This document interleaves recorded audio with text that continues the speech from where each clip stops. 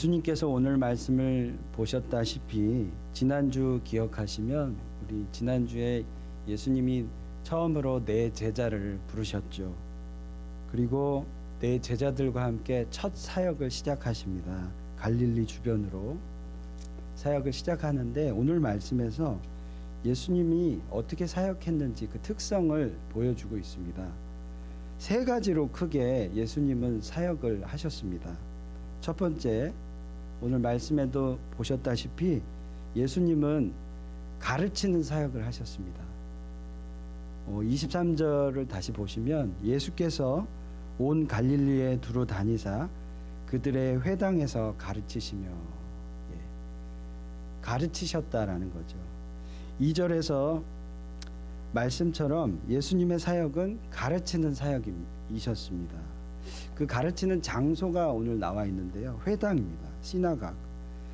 그 당시에 회당이 아주 집집마다 동네마다 이렇게 있었다고 합니다. 유대인들이 아주 좋아하는 중요한 생활 터전이기도 했습니다. 거주지마다 어디든지 이 회당은 있었습니다. 마치 우리나라의 마을회관처럼, 동사무소처럼, 주민자치센터처럼, 문화센터, 결혼식장처럼 회당이 사용되어졌습니다. 예수님이 가르치셨다는데 무엇을 가르치셨나요? 당시 기록된 구약 성경을 예수님은 가르치셨습니다. 강해하셨습니다. 구약의 절마다 장마다 있는 그 내용들을 예수님은 사람들에게 가르치셨죠.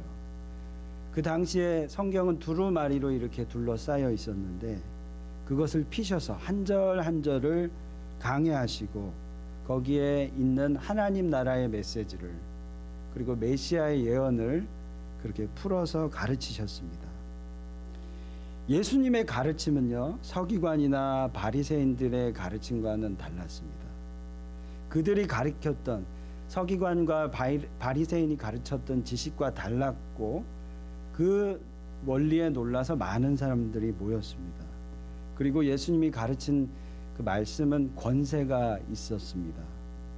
말씀대로 살아있고 운동력이 있는 그 말씀을 가르치셨습니다. 히브리서 4장 12절에 보시면 하나님의 말씀은 살아있고 활력이 있어 좌우에 날선 어떤 검보다도 예리하여 혼과 영과 및 관절과 골수를 찔러 쪼개기까지 하며 또 마음의 생각과 뜻을 판단하나니. 하나님의 말씀을 지금 설명하고 있는데요. 예수님께서 이 권세 있는 말씀을 사람들에게 가르치셨다라는 거죠. 하나님의 말씀은 생명입니다. God's word is life. 서기관과 바리새인이 가르쳤던 지식이 아니라, 문자가 아니라 생명입니다. 오늘 히브리서 4장 12절의 말씀처럼 말씀은 어떤 검보다도 예리합니다. 우리의 지식인 혼과 영과 관절, 골수를 찔러 쪼개고 또 마음과 생각을 판단하고 우리를 깨닫게 해주시는 것이 바로 말씀입니다. 샘이라는 의료재단이 캘리포니아에 있는데요. 박세록 장로님이라고 이 샘이라는 재단, Spiritual Ethnology Mission, 이 재단을 설립하시고 30년 동안 이 재단 안에서 북한 의료 사역을 감당하신 그런 장로님, 박세록 장로님을, 그분의 글을 제가 읽어드리겠습니다. 북한과 중국의 접경에 병원을 열고 얼마 뒤에 북한 지하교회 성도들을 치료한 적이 있다. 그들은 종기가 곪다 못해 뼛속까지 번져 골수염이 되었고 피고름이 줄줄 흐르는 고통으로 밤잠을 설치며 하루하루를 지내고 있었다. 그런 그들의 손에는 늘 성경이 들려 있었다. 오직 성경 말씀만으로 그 참혹한 고통을 이겨내고 있었던 것이다. 어떤 상황에서도 성경을 놓지 않고 꼭 붙들고 있는 그들의 모습을 보며 나 자신이 부끄러워 고개를 들 수가 없었다. 그들은 성경만이 하나님께서 다가가는 유일한 매개체라고 믿었기에 성경을 생명보다 귀하게 여겼다. 어떤 사람은 사복음서를 모조리 외우고 있었다. 그들은 굶주린 배를 움켜쥐고 이렇게 기도했다. 예수님, 남한에만 계시지 마시고 여기에도 빨리 오시라요. 그래야 우리가 살 수 있습니다. 그들을 보면서 하나님은 그저 편하게만 신앙생활을 하려는 우리보다 그들에게 더 가까이 계신 것이 아닌가 하는 생각마저 들었다. 우리가 아무리 고난의 시간을 가진다 하더라도요, 하나님의 말씀은 히브리서 4장 12절의 말씀처럼 우리의 마음의 생각을 지키십니다. 지금 제가 읽어드렸던 이 장로님의 글처럼 북한 지하교회 교인들은 우리가 상상할 수 없는 참혹한 고통을 가지고 있지만 그 고통을 이겨낼 힘을 가지고 있었습니다. 그것은 바로 심령을 쪼개고 마음을 지키는, 생각을 지키는 바로 하나님의 말씀이었습니다. 예수님께서 이와 같이 생명을 가지고 있는 말씀을 사람들에게 가르치고 계셨다라는 거죠. 오늘 아침 제가 교회에 와서 큐티 묵상을 했는데 고린도후서 6장 말씀을 봤습니다. 고린도후서 6장 7절에 이런 말씀이 있더라고요. 진리의 말씀과 하나님의 능력으로 의의 무기를 좌우로 가지고, 진리의 말씀과 하나님의 능력으로 의의 무기를 좌우로 가졌다. 한마디로 하나님의 말씀은 능력인데요. 그래서 이 말씀 때문에 우리는 죽은 자 같으나 산 자이고요. 우리는 징계를 받은 자 같으나 죽임을 당하지 않고요. 근심하는 자 같으나 항상 기뻐하고요. 가난한 자 같으나 항상 부유합니다. 아무것도 없는 자 같으나 모든 것을 소유하고 있습니다. 왜냐하면 주의 말씀은 능력이기 때문입니다.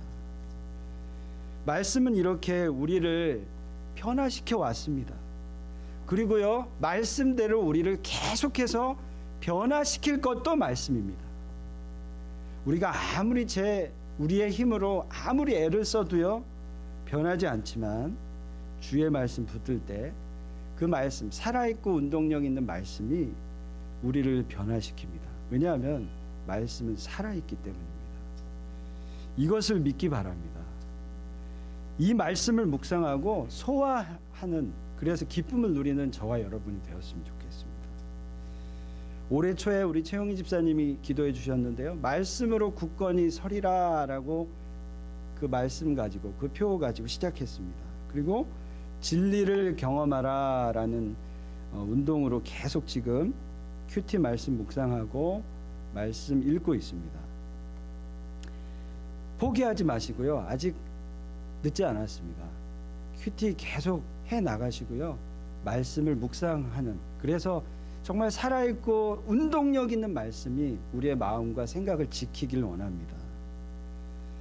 또한 우리는 예수님처럼 이 말씀을 배워야 하고요. 또 우리는 가르쳐야 합니다.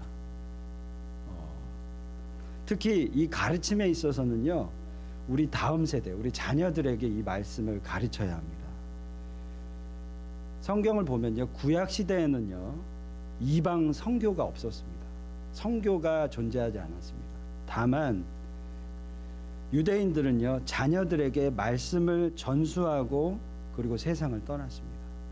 그러니까 말씀이 전수되는 것에 목숨을 걸었다라는 거죠. 창세기 18장 19절을 보시면요, 내가 그로 그 자식과 건속에게 명하여 여호와의 도를 지켜 의와 공도를 행하게 하려고 그를 택하였나니 이는 나 여호와가 아브라함에게 대하여 말한 일을 이루려 함이니라. 여호와의 도를 지켜 의와 공도를 행하게 하려고 그 바로 아브라함을 택하였다 라고 이렇게 기록하고 있습니다. 하나님이 아브라함을 택하신 이유는요, 그가 그 자식들과 그 후손들에게 말씀을 가르치라고 그 아브라함을 택한 거죠. 말씀의 맥이 끊어지지 않고 그 아브라함 아들 이삭에게, 야곱에게, 그리고 유다와 레위, 요셉에게 전해지도록 하나님은 아브라함을 부르신 거죠. 요즘 안타깝게도 20세기를 접어들면서 학교마다 퍼지는 이념이 있는데 바로 실용주의 교육 철학입니다. 아이의 인격을 존중해라. 그래서 이렇게 학교마다 이렇게 이야기하고 있습니다. 아이가 원하는 대로 다 해주라. 이런 메시지가 있습니다. 이 말 참 좋은 말입니다. 인격을 존중해주는 말. 그러나요, 인간 중심의 실용주의 철학입니다.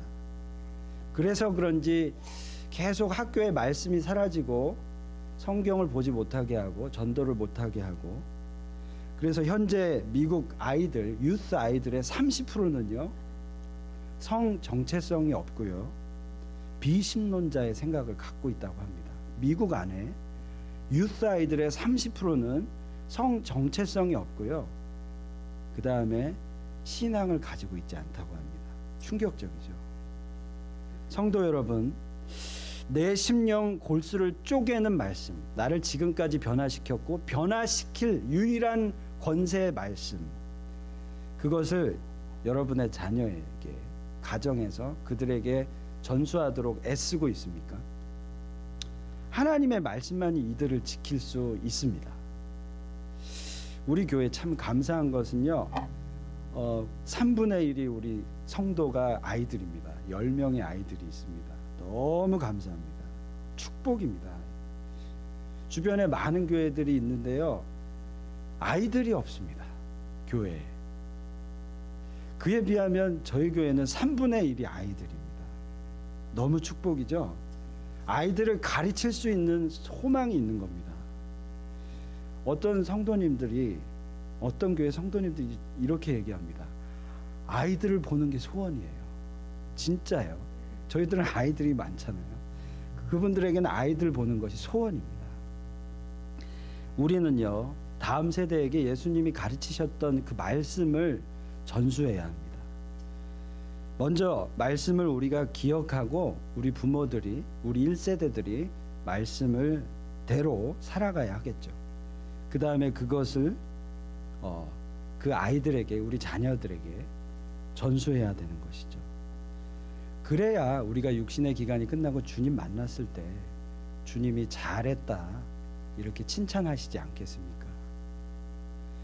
자, 두 번째로 예수님이 하셨던 사역은요, 첫 번째는 가르치심이었고요, 그 다음에 복음 전파였습니다.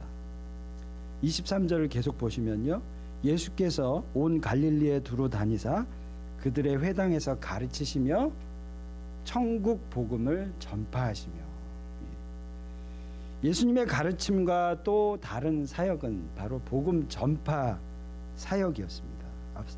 앞서 말씀드린 그 가르치는 사역과 복음 전파의 사역은 어떻게 다른가요? 가르치는 것은 말씀을 읽고 해석하고 묵상해서 정확한 뜻과 의미를 찾아가는 것. 그래서요, 가르치는 자와 듣는 자가 쌍방통행으로 토론도 있고 질의응답도 있는 그런 성경 공부, 제자훈련과 같은 거죠. 반면에 전파하는 것은요, 일방통행으로 진리를 선포하는 겁니다. 예수님은 진리를 선포하셨습니다. 우리 또한 복음, 천국 복음을 선포해야 합니다. 이것은요, 왕 대신 하나님의 뜻을 전하는 것입니다. 진리를 선포하는 것이죠. 지금 이 설교도요, 진리를 선포하는 예수님의 사역입니다. 예수님이 전파하신 천국 복음의 핵심은 뭘까요? 그 주체는 뭘까요? 그분은 바로 예수 그리스도이십니다. 예수님이 신구약 성경의 주인공이시죠. 구약은 오실 예수, 신약은 오신 예수, 또 요한계시록은 다시 오실 예수를 선포하고 드러내고 있습니다. 예수님은 우리에게 그 이름 예수를 전파하도록 명령하셨습니다. 그래서요, 전도는 다른 이름을 전하는 것이 아니라 예수의 이름을 전파하는 것입니다. 마태복음 28장 18절 19절을 보시면 예수님께서 우리에게 명령하신 명령이 있습니다. 예수께서 나와 말씀하여 이르시되 하늘과 땅의 모든 권세를 내게 주셨으니 그러므로 너희는 가서 모든 민족을 제자로 삼아 아버지와 아들과 성령의 이름으로 침례를 베풀고, 예수님이 이렇게 명령하셨습니다. 이 말씀은 우리 주인이신 예수님의 명령입니다. 그래서요, 우리는 그의 명령을 반드시 순종해야 합니다. 옛날에 임금의 어명이면 억울하더라도 사약을 내리셨으면 사약을 마셨습니다. 그죠? 왕 중 왕 대신 예수님이 명령하셨다면 그 명령에 우리는 순종해야 합니다. 다시 말해 전도해야 합니다. 전도는 우리 신앙생활의 궁극적인 목적입니다. 전도는 그냥 말을 전하는 것이 아니라 하나님의 사랑을 전하는 것입니다. 섬기는 것이고 구제해서 주님을 만나게 하는 겁니다. 그래서 교회가 존재하는 목적도 복음 전파하는 겁니다. 영혼을 구원하는 겁니다. 죽어가는 영혼들에게 전해야 할 것은 뭘까요? 바로 복음입니다. 우리는 하나님께 부르심 받은 메신저, 전령입니다. 전령. 많은 영혼들이 죄 아래서 지금도 죽어가고 있습니다. 복음만이 그 죄인들을 구원할 능력이 됩니다. 그래서 속히 전해야 하는 거죠. 로마서 10장 13절 14절에 보면 그런즉 그들이 믿지 아니하는 일을 어찌 부르리요 듣지도 못한 일을 어찌 믿으리요 전파하는 자가 없이 어찌 들으리요 그런즉 그들이 믿지 아니하는 지금 14절을 읽어드렸는데요. 믿지 않는 자를 듣지 못한 자를 전파받지 못한 자에게 전하는 것이 바로 복음입니다. 전도를 받은 분들의 한 80% 정도는요, 친구나 이웃, 직장 동료 등 아는 사람을 통해서 전도를 받았다고 합니다. 이렇기 때문에 우리가 전도할 때 우리 이웃에게 복음을 전해야 합니다. 아는 사람들을 우리의 전도 대상자로 삼아서 그들에게 접촉하고 복음을 전하고 사랑을 전해서 그들이 하나님께 돌아와 구원받는 은혜를 누리게 해야 합니다. 또한 우리는 성경이 말하는 이 진리를요, 세상에 선포해야 합니다. 교회 안에만 머물러 있지 말고요, 우리는 세상의 빛이라라고 말씀하셨거든요. 진리를 세상에 선포하는 그런 우리가 되어야 합니다. 요즘에 우리나라에 미투 운동이 계속 확산되고 있습니다. 여러분 미투 운동 잘 아시죠? 지금 우리나라의 정치권 소식을 들으면 가히 충격적인데요. 이 미투 운동이 뭐냐? 권력자들이 권력의 힘으로 여성들을 성폭행하고 이런 부조리를 고발하는 그런 운동이죠. 우리나라를 방문하신 팀 켈러 목사님이 이 미투 운동에 대해서 이렇게 얘기하셨습니다. 역사적으로 권력이 있는 사람들은 여성들을 못되게 하곤 했습니다. 우리는 미투 운동이 공개되고 밝혀지는 것을 좋은 일이라고 이야기해야 합니다. 성경은 세상의 이중적인 잘못됨을 지적하고 오직 부부 사이에서만 성관계를 허용합니다. 그리고 남자와 여자를 동등하게 봅니다. 또한 성경은 과부와 약자를 보호합니다. 교회는 여성들이 남성들로부터 착취당하지 않도록 보호해 왔습니다. 지금 교회 안에 있는 이 악함, 교회 안에도 있는 이 악함, 숨어 있는 이 악함을 위해 우리는 첫째 밝혀내야 하고, 둘째 회개해야 하고, 셋째 회복되어야 합니다. 이 목사님의 말처럼 성경은 우리에게 분명히 얘기하고 있습니다. 약자를 보호하라. 예수님께서 이 땅을 섬기러 오셨습니다. 약자를 보호하기 위해 오셨습니다. 성경이 너무나도 확실하게 이 진리를 얘기하고 있습니다. 이것이 세상에서 무너지고 있다면 성경을 따르는 우리가 미투 운동에 함께 동참하고 함께 해야 합니다. 그것이 성경적인 삶입니다. 교회 안에만 있는 것이 아니라 세상을 향해 빛을 비추는 저와 여러분이 되었으면 좋겠습니다. 세상에 먼저 내 자신이 그리스도의 자녀로 본이 되고 그 다음에 당당히 맞서서 이 진리를 이야기할 수 있어야 합니다. 세 번째 예수님의 사역은요, 병든 자를 치료하신 사역이었습니다. 23절을 더 읽으면요, 예수께서 온 갈릴리에 두루 다니사 그들의 회당에서 가르치시며 천국 복음을 전파하시며 백성 중에 모든 병과 모든 약한 것을 고치시니.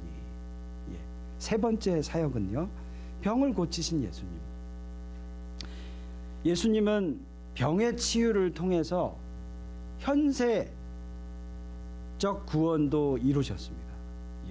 다시 말해서 영원 구원뿐만 아니라 병든 육체와 마음도 치유하신 분이 예수님이십니다.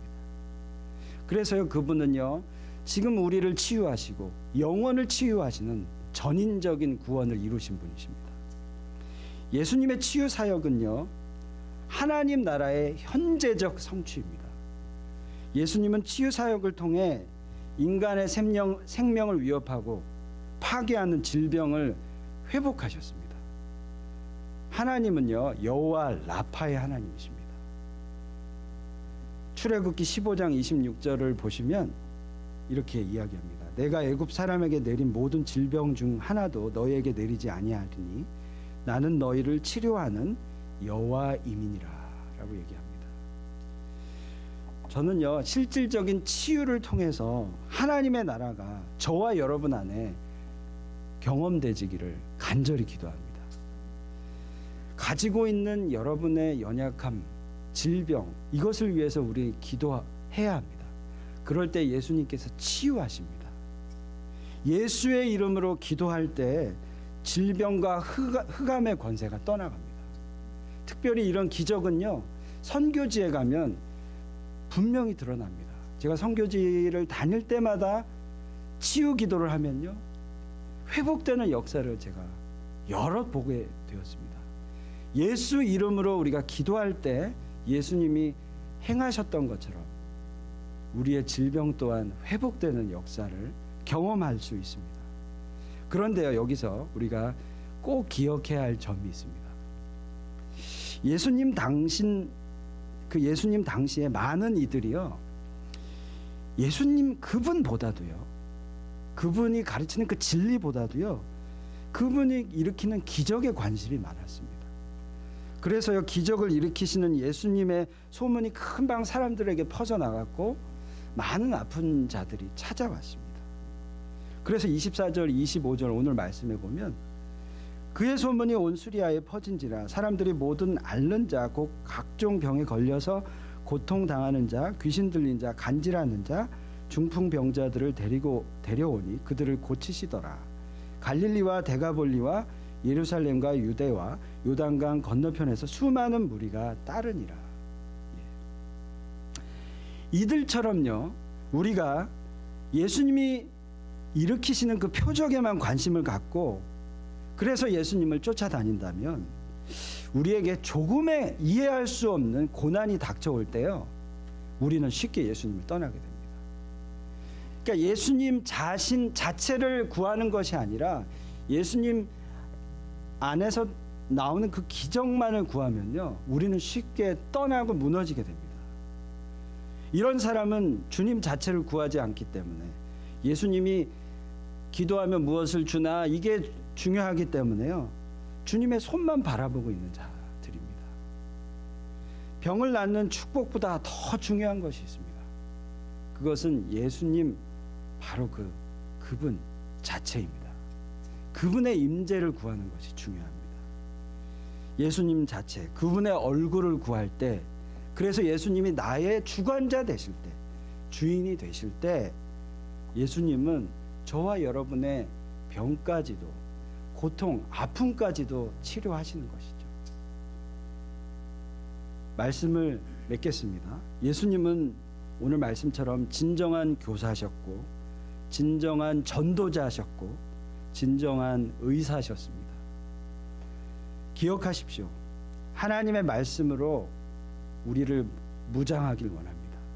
그리고요, 그 배운 말씀을 가르치시되 특별히 우리 다음 세대들에게 가르치는 그 은혜가 있기를 바랍니다. 두 번째요, 예수님이 전파하신 천국 복음을 전파하는, 전도하는 저와 여러분이 되었으면 좋겠습니다. 그를 위해 먼저 우리 자신이 구원을 받고요, 그리고 전도함에 힘쓰는 우리 지체들 되었으면 좋겠습니다.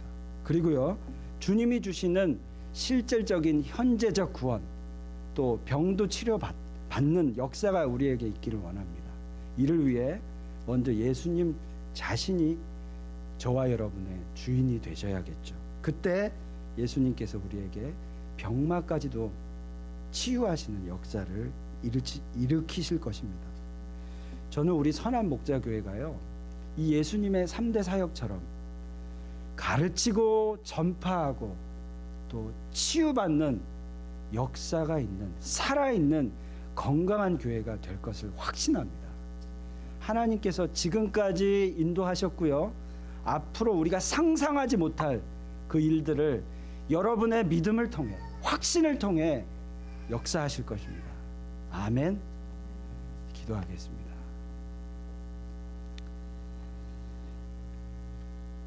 우리의 주인이신 주님께서 가르치시고 전파하시고 치유하셨는데, 그분이 우리의 주인이시라면 하나님, 그 놀라운 역사에 한치 의심도 없이 주님만 따르는 저희들이 되겠습니다.